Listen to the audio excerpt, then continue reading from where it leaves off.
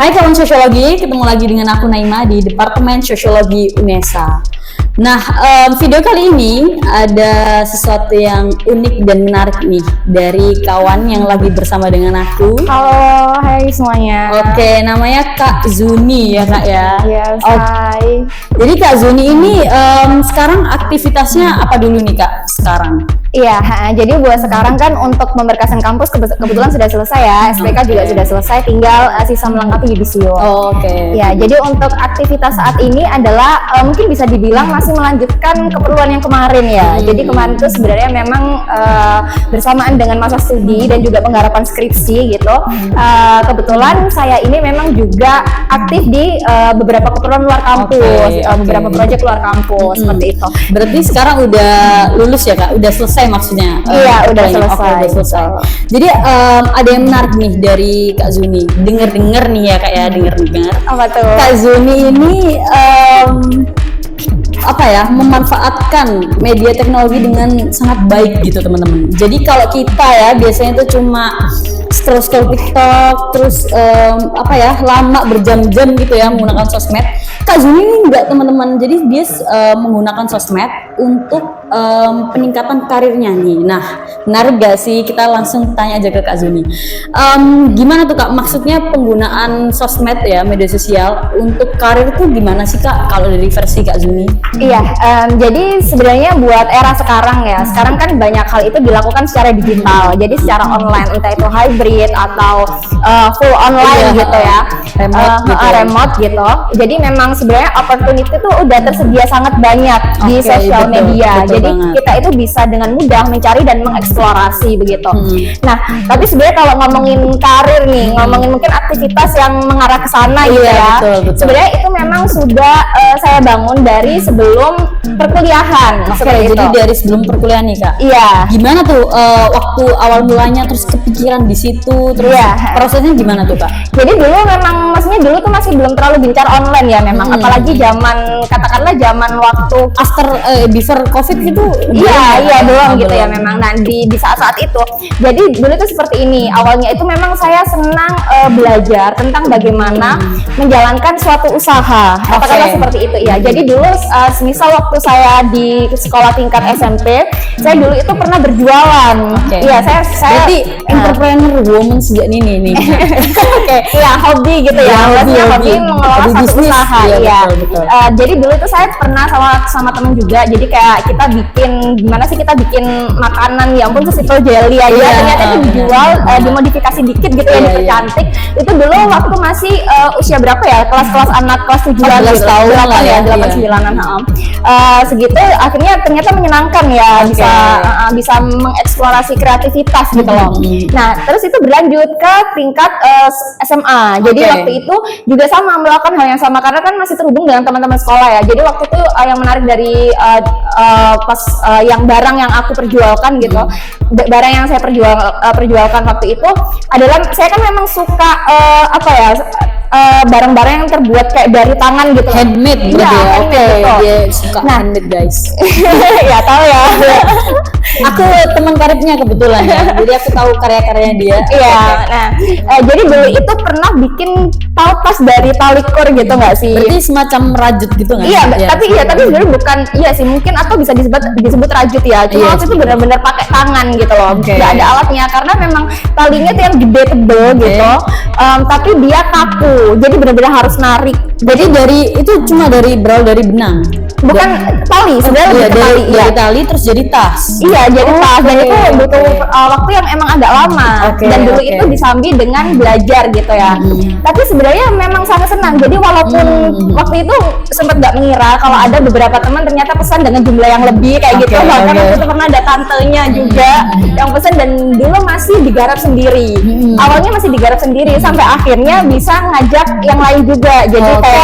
Jadi kayak ngasih lebih yang lain terus abis itu ngebantu juga dibikin itu dulu waktu SMA. Waktu SMA 17-an lah ya mungkin. Iya, sebelum kuliah. Jadi memang suka gitu.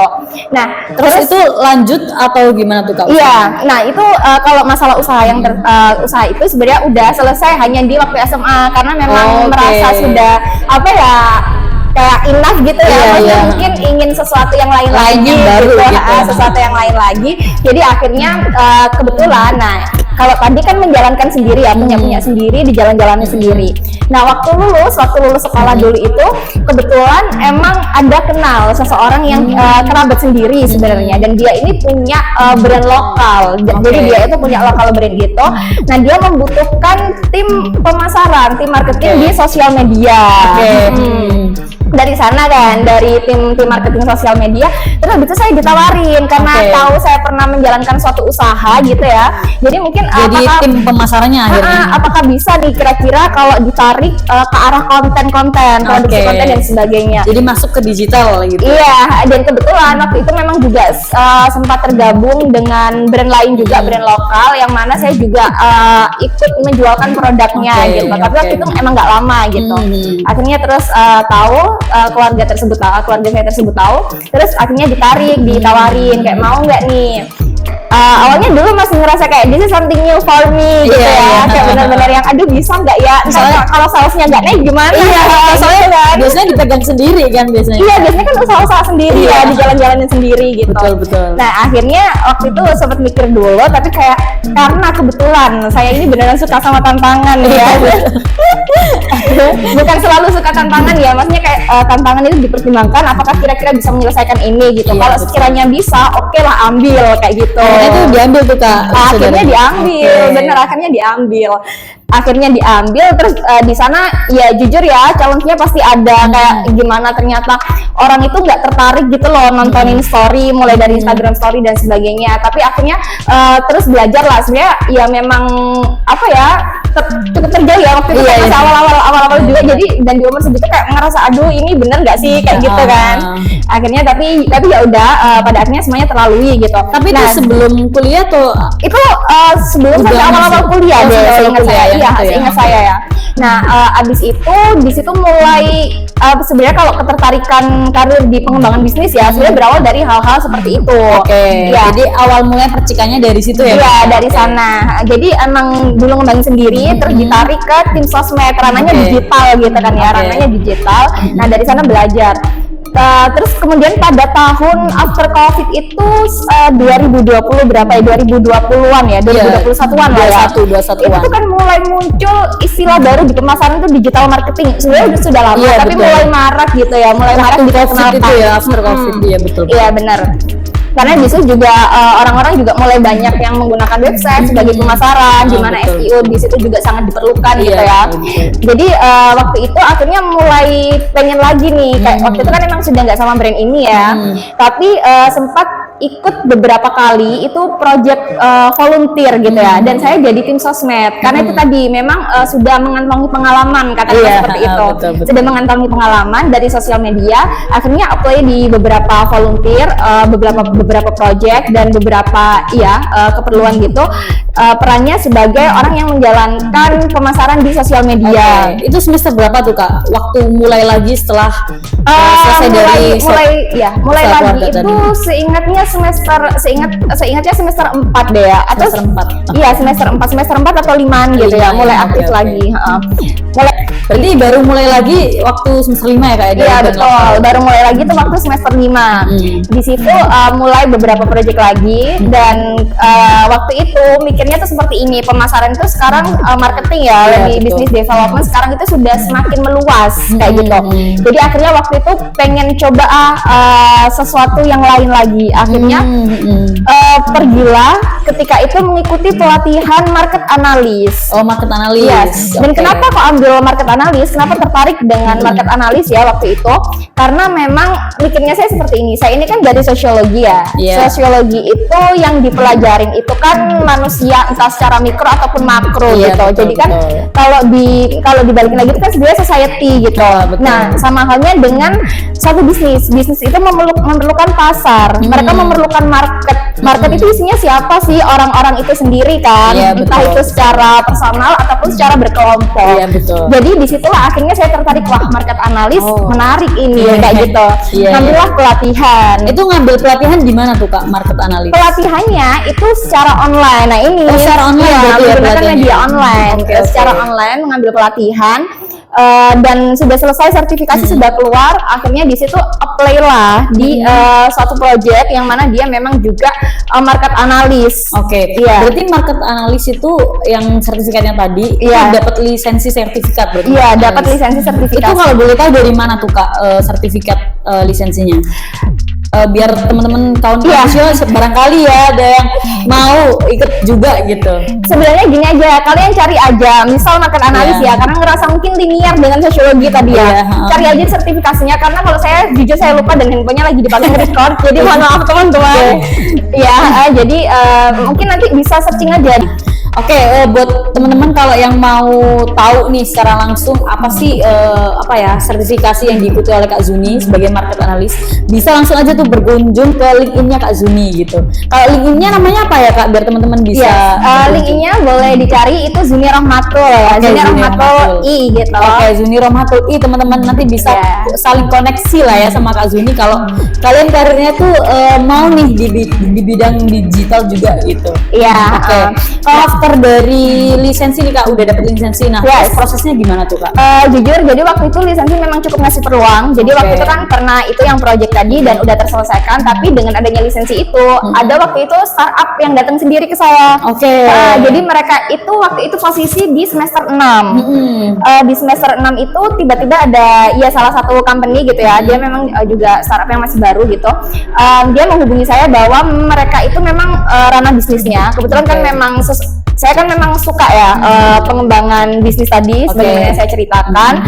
Nah, kebetulan memang ini perusahaan memiliki value yang linear ya, bisa terbilang agak linear. Jadi mereka itu ingin menghubungkan antara pengusaha dengan investor seperti itu. Jadi bukan ke konsumennya, bukan ya? Iya, bukan. Jadi ranahnya B2B ya, business to business. Nah, kemudian mereka mencari market analis. Mencari market analisnya. Akhirnya waktu itu tapi saya dihubungi dan dikirimi proposalnya langsung, cuma memang secara waktu nggak memungkinkan ya. Ketika itu semester 6 itu kita ada kegiatan MBKM kampus mengajar. Dan waktu itu kebetulan juga sedang jalan-jalan proyek lain tadi. Akhirnya ya sudah, saya nggak ngambil, tapi maksud saya dalam artian ternyata ini memang dicari juga gitu ya, memang bisa membantu ketika itu. Jadi lisensi itu membantu, dan memang market analis tuh pasarnya besar gitu ya? Iya, sebenarnya pasarnya besar. Jadi gini, market analis itu nanti kalian itu bahkan nggak cuma belajar, makanya kenapa kok bisa sampai ditarik walaupun ranahnya bukan B2C, walaupun ranahnya B2B gitu ya. Karena market analis itu nggak cuma belajar pasarnya aja sebenarnya. Jadi mereka juga belajar mengenai kompetitor dan lain sebagainya, kompetitor bisnis. Tapi boleh nggak sih Kak dijelasin dikit gitu market analis ini buat kawan-kawan susi yang kurang paham gitu ya, market analis aku baru denger nih ya teman-teman. Market analis sederhananya kita tuh kerjanya ngapain sih Kak? Gitu. Gini, jadi misal ada satu brand ya, satu brand ini mengeluarkan produk baru. Nah, buat cari segmen pasar yang sesuai itu diperlukan research, itu diperlukan analisis. Nah, disitulah peran market research analis. Jadi untuk misal sebelumnya Mbak ini punya katakanlah misal saya punya produk salak gitu kan? Misal katakanlah punya produk salak gitu. Nah, kemudian jangan salah deh kayaknya. Mungkin barangkali yang lain sampo gitu ya. Sampo ya kawan-kawan. Jadi misal punya produk sampo. Sebelumnya ini sampo biasa gitu. Namanya sampo untuk bisa digunakan mungkin menghilangkan ketombe dan lain sebagainya. Nah, kemudian Mbak ini pengen mengeluarkan sampo yang untuk hijab kan gitu. Untuk hijab. Nah, akhirnya itu tuh dicari dulu nih, kira-kira ini potensialnya bisa ngasih profit, bisa ngasih keuntungan yang maksimal itu ketika dia ditaruh di pasar mana. Karena misal untuk hijab tapi dipasarkannya ke secara general gitu, itu mungkin potensial tapi masih kurang pas, kurang spesifik. Jadi di market analysis itu kita diajarkan untuk mempelajari masyarakat itu ya, maksudnya mempelajari konsumen. Mohon maaf, saya mempelajari konsumen itu secara lebih spesifik lagi. Jadi misal kalau aku punya produk sampo hijab tuh Kak, berarti itu gimana mempelajari kira-kira? Nah, dicariin yang gimana tuh? Nah kemudian jadi nanti kalau kalian belajar market analis itu pasti ada segmen-segmennya. Maksudnya ada bagian-bagian yang nanti sudah dikelompokkan gitu. Jadi misal dari usia. Usia itu dipelajarin kira-kira sampo ini untuk usia berapa sampai berapa tepatnya. Betul. Karena usia itu menentukan cara kita memasarkan suatu produk kayak gitu. Iya, betul, jadi betul cara kita memasarkan suatu produk ke anak umur 14 tahun dengan seseorang berumur 20 tahun itu bisa berbeda. Seperti itu kan. Benar. Nah dari hal seperti itu dipelajarin di market analysis. Jadi tugas jadi tugas market analysis itu researcher lah anggapannya. Tapi dalam bidang untuk pemasaran produk gitu. Iya, pemasaran produk benar. Karena kan maksudnya ketika bisnis launching produk baru, mereka pasti mengusahakan untuk dapat keuntungan yang maksimal juga gitu kan, biar nggak boncos katakanlah kan kayak gitu. Iya, betul. Berarti after dari project terus habis itu ditawari suatu company gitu kan ya, tapi nggak Kak Zuni ambil, setelah itu gimana tuh Kak? Sampai sekarang masih jadi market analis kah atau gimana? Ya, jadi untuk sekarang, jadi mungkin ini akan terlihat nampak pindah-pindah ya, karena jujur sampai sekarang, mungkin bukan sampai sekarang, tapi lebih ke sampai dengan sebelumnya, saya masih senang eksplorasi gitu waktu itu memang. Jadi merasa masih ini kayaknya menarik dan kayak saya merasa juga that's fine kalau untuk belajar di saat-saat tersebut. Jadi kayak maksudnya di waktu itu kan memang nggak terlalu yang menekuni teramat sangat gitu ya. Yang penting saya mencoba sesuatu yang masih dalam lingkup pengembangan bisnis. Karena jujur untuk menjalankan satu bisnis itu banyak role yang perlu diemban. Dan saya penasaran, saya ingin mengetahui itu semuanya. Dalam artian saya ingin belajar SEO, saya ingin belajar tadi market analis dan lain sebagainya. Jadi kayak digital marketing saya juga pernah ambil internship di sana kayak gitu. Tapi itu mungkin nggak diceritakan ya selanjutnya yang sampai sekarang aja. Jadi sekarang untuk posisi sekarang yang masih diemban itu yang mungkin juga terbilang experience-nya lebih dari sebelumnya ya, dalam artian maksudnya yang saya punya gitu dibandingkan yang sebelumnya market analyst itu. Sekarang saya ada di partnership and external relation. Jadi memang fokusnya ke sana. Dan itu saya mulai dari tahun kemarin memang. Kalau itu apa tuh Kak bedanya sama market analyst? Karena kebetulan aku juga baru dengar tuh Kak. Oke, bisa jelasin dikit dan sederhana nggak biar kawan-kawan sesi ini paham gitu ya kawan-kawan ya? Iya benar-benar. Jadi untuk partnership sendiri itu seperti ini. Mereka itu mereka itu ranahnya kerjasama. Jadi misal kita ingin membangun kerjasama, maka kerjasama tidak terjalin begitu saja. Pasti ada langkah-langkahnya, mulai dari listing potensial partner, approaching, terus habis itu setelah menghubungi, setelah approach partner, kita juga menjalankan negosiasi. Kemudian setelah negosiasi, kita juga misal kerjasamanya ini udah deals ya, oke, kita jalan dengan proyek ini, itu juga ada pembuatan MOU dan semuanya itu harus di maintain gitu loh. Kayak maksudnya ini benar-benar dirapikan gimana caranya supaya tidak merugikan salah satu pihak. Seperti jadi itu. ibaratnya tadi apa namanya Kak? External relation. Jadi relasi eksternal gitu. Itu kayak semacam sederhananya gini nggak sih? Connecting company gitu. Iya, tapi sebenarnya ini nggak harus antar company. Jadi bahkan sebenarnya pun kayak misal katakanlah partner antar brand gitu ya. Jadi bisa menghubungkan dengan antar brand lain, tapi juga bisa ke organisasi atau community seperti itu, atau university. Jadi luas ya. Maksudnya tergantung company tempat kita ambil. Nah, kalau tempat saya ambil ini kebetulan waktu itu memang sempat ada project kita untuk connect di university and community seperti itu. Jadi selain ke brand, selain B2B gitu ya, kita itu juga ingin barter value gitu ya. Jadi bertukar ini kayak misal supaya kedua organisasi ini bisa meningkat awareness-nya gitu, awareness masyarakat ke kami itu bisa naik gitu loh. Kalau itu dengan kerjasama antar partner tersebut. Paham. Berarti kalau yang sekarang nih Kak di bagian ini Kak Zuni ini internship kah atau sudah kerja kah sejak tahun lalu atau gimana tuh Kak? Iya, sebenarnya di tahun sebenarnya di sini saya megang dua juga, partnership and external relation. Jadi kemarin itu internship, awalnya saya masuk untuk internship seperti itu kan. Namun kemudian di extend sama mereka di extend sampai dengan bulan Agustus nanti begitu. Nah, untuk yang satunya lagi itu juga masih di sana, itu sepertinya seingat saya itu sampai dengan akhir tahun. Nah, itu sama juga partnership dan dan external relation. Dan tadi itu ya sempat ditanya perbedaannya gitu ya. Sebenarnya mereka ini sama-sama bagian dari pemasaran. Hanya saja partnership ini sebenarnya condongnya ke, untuk sekarang ya banyak saya temui partnership itu bukan masuk tim marketing, tapi condongnya ke business development kayak gitu. Karena ranahnya banyakan bukan B2C tapi sudah B2B. Jadi kan bagaimana antar organisasi gitu katakanlah itu menjalin kerjasama yang memberi keuntungan pada kedua pihak seperti itu. Berarti kawan-kawan, Kak Zuni ini ya kalau ditarik ya dari sejak remaja gitu ya, beranjak remaja bahkan itu memang sudah punya apa ya, nilai punya value bisnis gitu di dalam dirinya, terus dikembangkan, terus kemudian dari yang awalnya konvensional kemudian bergerak ke digital, dari yang awalnya cuma marketing analis kemudian merambah ke seluruh bidang lain gitu di pemasaran gitu, di penjualan produk.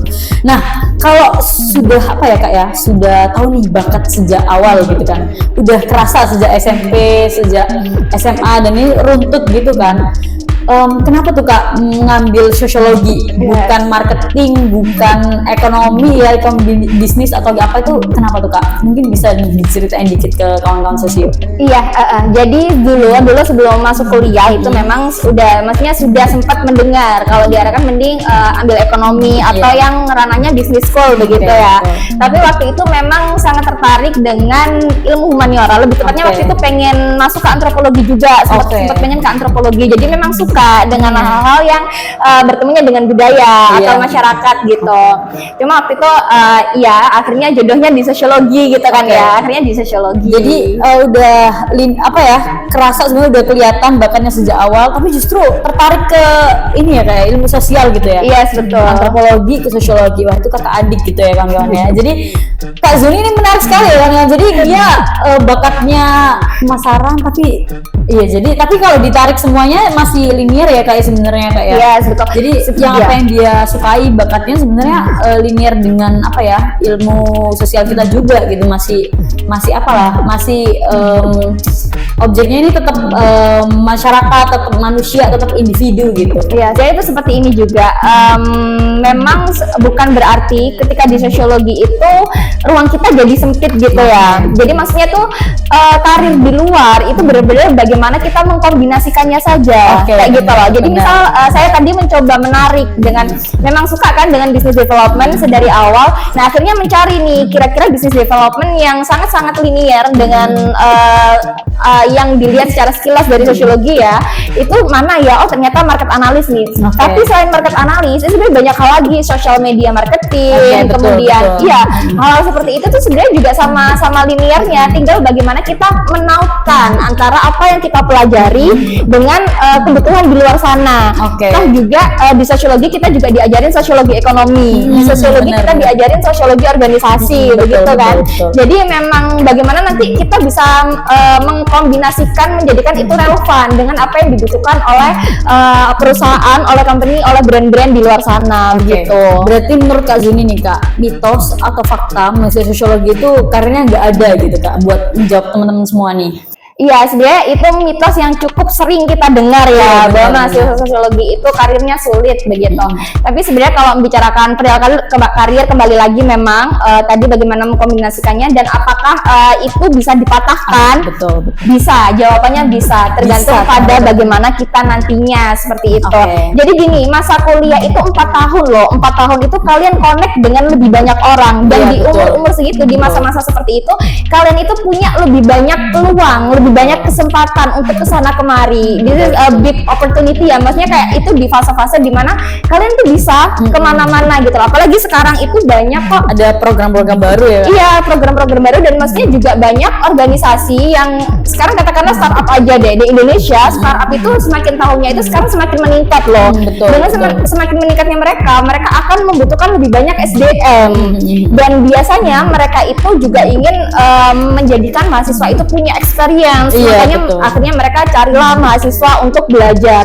Nah, hal seperti itu bisa kalian temukan di sosial media, di Instagram, di LinkedIn, asalkan mau membuka gitu ya, walaupun mungkin nggak bisa kuncinya teman-teman, mau membuka ya, mau buka dan mau cari, mau explore sendiri gitu ya. Emang sih nggak bisa sekali langsung keterima, maksudnya harus kan banyak dan akhirnya orang tuh nyerah gitu loh. Tapi sebenarnya nggak apa-apa, coba aja lagi apa yang kurang, perbarui CV-nya atau mungkin portofolionya. Toh juga sekarang tuh ada kok, maksudnya cara-cara penulisan CV yang kiranya tuh menarik gitu loh. Jadi ada keyword-keywordnya seperti teman-teman. Nanti kalau ingin tahu bisa hubungi saya, kebetulan saya ada PDF-nya. Waktu itu saya juga dikasih kok sama sebenarnya kakak tingkat saya tapi dari univ lain yang juga diterima di company yang cukup besar, dan sekarang juga karirnya sudah dibilang sudah ini juga ya, maksudnya sudah ketemu gitu loh fokusnya di mana. Jadi memang dari dulunya itu menyiapkan CV memang juga apa ya, katakanlah nggak asal-asalan untuk dia sendiri, untuk dia diterima di tempat yang dia inginkan gitu. Jadi penulisannya itu ada keywordnya, bagaimana ini menarik, apalagi kalau CV ATS. Oh iya, CV ATS ya udah langsung mendetek gitu. Iya, karena dia itu kan pakai mesin gitu kan, jadi bukan HR-nya mungkin lihat satu-satu, tapi setelah seleksi tersebut gitu. Benar. Nah, jadi itu akan sangat membantu teman-teman. Nanti bisa hubungi saya saja kalau misal memerlukan PDF-nya. Nanti kalau yang mau komen di YouTube ya, nanti Kak Zuni akan respon tuh, lihat satu-satu nih komen kalian. Itu ya Kak ya. Kak Zuni, berarti menurut Kak Zuni ya, sosiologi itu bukan berarti nggak punya karir gitu ya, itu tergantung ke diri kita juga masing-masing gitu kan. Nah, buat dari Kak Zuni nih, buat terakhir ya mungkin ya, karena ini kayaknya udah panjang videonya, ada nggak sih pesan dan kesan untuk teman-teman semua, adik-adik yang mungkin sekarang masih cari ya bakatnya, atau yang sekarang bingung sosiologi kerja apa ya gitu, atau apa ya, atau yang baru mulai karirnya apa, ikut-ikut magang gitu. Nah, ada nggak sih Kak pesan buat teman-teman gitu? Iya benar, sebenarnya tadi udah saya sampaikan ya yang sebelumnya bahwa masa kuliah itu adalah fase dimana teman-teman itu bisa mengeksplorasi banyak hal gitu loh. Ini ya, mungkin kita itu kadang-kala seringkali merasa takut dengan tantangan seperti itu. Jujur, saya sebenarnya juga sama, juga seringkali kadang ketika dapat tantangan, maksudnya merasa bahwa di hadapan saya, aduh ini kayaknya agak challenging gitu ya, maksudnya apakah saya bisa melalui ini. Sebenarnya seringkali saya mundur gitu loh, tapi bukan berarti itu menjadikan kita terbiasa untuk takut dengan hal-hal yang baru, untuk takut dengan hal-hal yang belum pernah kita coba. Betul. Kita ini masih muda, jujur saja kita ini masih muda, saya juga merasa seperti itu, kita ini masih muda, dan nggak ada salahnya kita melakukan percobaan, nggak ada salahnya kita melakukan kesalahan, asalkan kita benar-benar belajar dari sana. Betul. Selama itu masih bisa di manajemen ya, ada namanya manajemen resiko. Jadi ketika kita melihat suatu tantangan, katakanlah seperti itu, kita kelola dulu nih, ini kira-kira saya memungkinkan nggak ya untuk ambil ini. Kalau semisal bisa, mempertimbangkan waktu, mempertimbangkan kapabilitas, mungkin bisa dicoba, sama halnya dengan yang saya lakukan tadi. Iya, benar. Jadi seperti beberapa hal itu juga ada tawaran yang memang datang sendiri gitu. Nah, waktu itu kayak saya ngerasa, aduh ini bisa nggak ya? Ya saya ambil, dan ternyata semuanya berjalan dengan baik-baik saja. Justru malah bertumbuh ya Kak ya? Iya, jadi ketakutan, kesalahan, tadi saya bilang semuanya berjalan baik-baik aja, bukan berarti it's perfect ya, bukan berarti it's perfect gitu. Tapi maksudnya itu memang pasti ada sesuatu yang nggak bisa terrealisasikan sebagaimana goals kita gitu. Tapi ya pada akhirnya semuanya terlalui dan kita belajar dari sana. Kalaupun memang tidak sempurna ketika itu, maka akan bisa disempurnakan di lain waktu. Ya, betul. Jadi jangan takut. Tantangan itu menjadikan kita belajar, kesalahan itu menjadi motivasi kita sendiri begitu. Untuk terus bertumbuh. Makasih nih. Kalau kalian nonton video ini ya dan kurang semangat, parah sih kalau kataku ya. Jadi dari Kak Zuni ini bener banget. Jadi kalau aku rangkum nih ya Kak ya, aku belajar dari Kak Zuni itu ada dua teman-teman. Yang pertama, kita memanfaatkan sosial media di era sekarang itu sangat amat berarti gitu. Jadi kalau kita cuma scroll aja atau joget-joget TikTok doang, itu rasanya akan rugi gitu. Padahal kesempatan karir di sana itu peluangnya besar sekali, dan memang banyak sekali gitu. Terus menguntungkan juga gitu. Terus yang kedua itu kalau kita tarik jadi satu kalimat kayak gini nggak sih? kalau kita masih muda dan kalau kita nggak coba kita ngapain lagi gitu. Oke, mungkin segini dulu ya Kak Zuni ya. Kita mungkin bisa disambung lain waktu. Iya, benar. Kita akan bikin part 2 atau nanti 3 tahun berikutnya atau 2 tahun berikutnya Kak Zuni dengan penampilan berbeda mungkin ya teman-teman, akan menginspirasi teman-teman di lain waktu lagi. Makasih banget Kak Zuni udah mau menyempatkan waktunya untuk sharing ke teman-teman semua. Sekian dari aku dan Kak Zuni. Salam. Bye bye. Terima kasih semuanya. Semangat.